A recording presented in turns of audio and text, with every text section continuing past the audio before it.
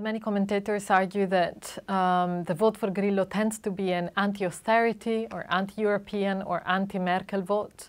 I don't think this is a correct assessment. There's much more to be said about these 25% who voted for Grillo, but not only for Grillo. They expressed the preference for a different kind of economic development in Italy. This doesn't mean that they don't understand the austerity measures that were put in place by Mario Monti. Mario Monti still gathered 10% of the vote, and he was even more popular as a tenured prime minister than he was as a campaigner. So I think this plays more into the argument that Italians understand the importance of respecting measures that grant the solidity of Italian financial commitments and imperatives vis-à-vis Europe and vis-à-vis international financial markets. What they don't want to see is having what they perceive as a predatory political system and in parallel an economic system whereby unemployment is on the rise.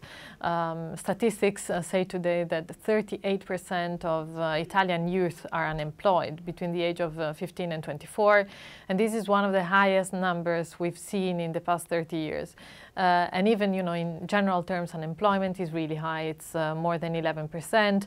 Our GDP has never been so low, in the past 15 years, etc. So there's a very strong concern that even with austerity measures that were put in place, there haven't been effective responses to what is perceived as a crisis that is not a passing crisis, but is there to stay. And it's there to stay, and it has an impact very strongly felt by especially the youth, by families, and by the medium and lower socioeconomic classes.